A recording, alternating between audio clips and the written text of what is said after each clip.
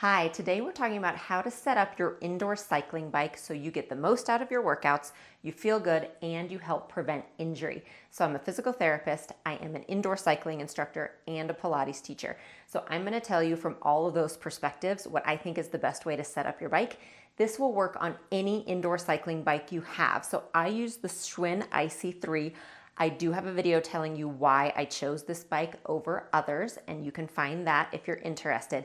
But this, like I said, will work on any bike that you have. So let's talk about the seat first.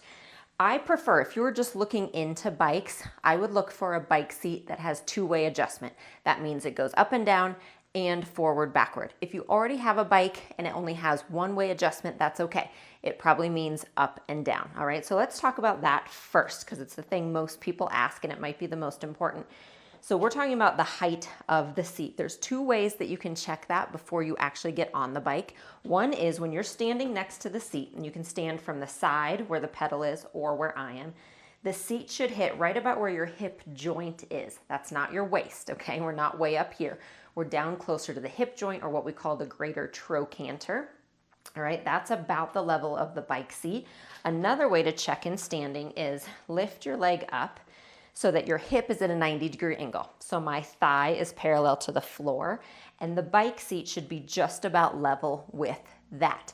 Now, you might see my bike seat is a hair higher than those two things, but it's because the next thing we do is we get on to see how it feels. So let me show you. So check the bike seat, adjust it as needed. All bikes are different. With mine, I unscrew and pull, and then this moves up and down. So get that locked in. And then once you have it about where you think it should go, you're actually gonna get on your bike to test. So once you're seated, what should happen is this long leg when the pedal is down, that knee should be just slightly bent. You can see it's not locked out. I can straighten it, but in a comfortable position, it's just slightly bent. So when I go around, I'm never locking my knee out.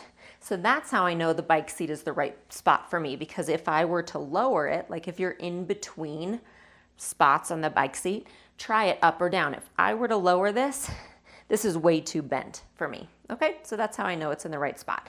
So that's your up and down position. Then let's talk about forward and backward. That's going to be a little more of a comfort issue. In general, what you can do is just do a couple rotations, and when this leg comes up, you don't want that foot way too far forward. If it is, then you know the bike seat's not in the right spot, and you don't want your foot way back here, okay? You want it in between, and I know that's really arbitrary, but again, it should be more comfort so that it feels right on your knee joint, and you feel like you have power when you push down.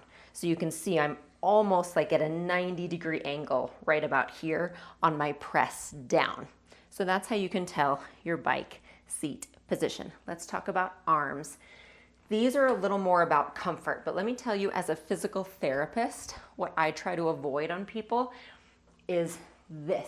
I don't like it when people have to reach really far forward, and I don't like it when they're rounded. These are the things I want you to avoid for injury and pain in that upper back. You should be able to lightly touch your fingertips on the front of your handlebars here and be able to sit up with a tall spine and an open chest. So if the handlebars are too far away from you, that won't happen because you're going to be reaching too far. Or if they're too far down, you're going to be rounded to reach them. Okay, so that's what I want. I want you to find a height and a placement forward and back where the handlebars can be in a place that you can gently touch your fingertips. You can sit upright in a tall spine, whether you're seated in the saddle or you're up out of the saddle. And same, if the hand placement ends up here, more forward on the handlebars, same. So you can see that whether I'm here, up in the saddle, down in the saddle, I can keep my spine long.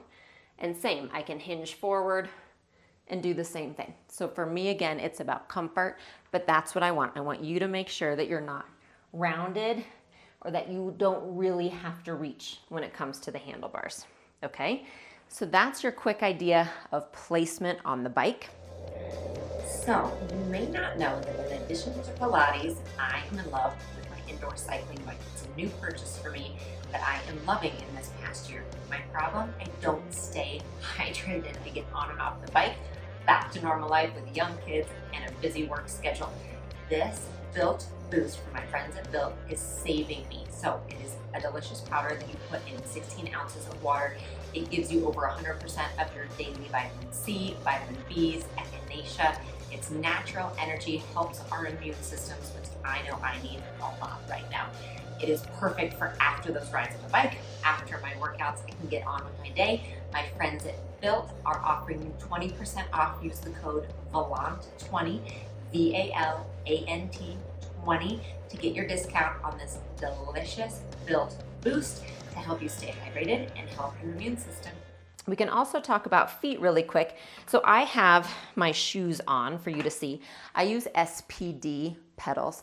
You do not need to use clip-in pedals. So one of the reasons I like the Schwinn is it comes with these pedals that have both SPD and what we call a cage, so that you can just use your tennis shoes. All right, so if you're new to this, if you're figuring out how it feels, just start with your tennis shoes, no big deal.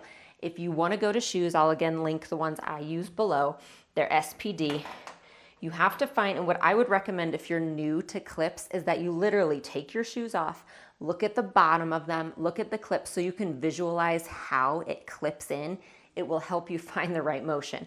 But I'm in the front third of my foot. I'm not at my toes, I'm not at my heel. I'm in that front third, and you kind of angle it in and down slightly, stand up, and then you'll hear it clip. So I put my weight down and I hear it clip in.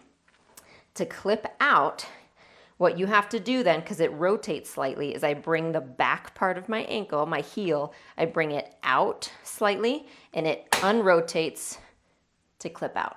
Okay, so that's just a quick clip lesson. But again, find the shoes that are right for you. Cages, no cages, clips, no clips.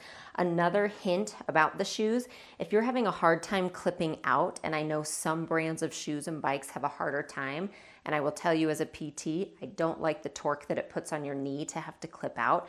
So if you're having a hard time with that rotation, then your hint is just bring your foot up, undo your shoe, and just take it off with it still stuck in the clip. And then no big deal. Then you're done and you can do it with your hand. Okay, so that's your tip if you want to help protect your knee. So I hope that helps with your bike setup. Again, check out my links. You can find out why I chose this bike. Feel free to leave questions and comments, and I will talk to you soon. Thanks so much for stopping by. Remember, subscribe to my channel and you'll be notified every time a new video comes up. Like and comment on this video and let me know what you thought. You can also always come over to jessicavalantpilates.com to find all the resources I have for living a healthy lifestyle, including full-length workout videos, healthy recipes, and a community I would love for you to be a part of. So I'll see you there.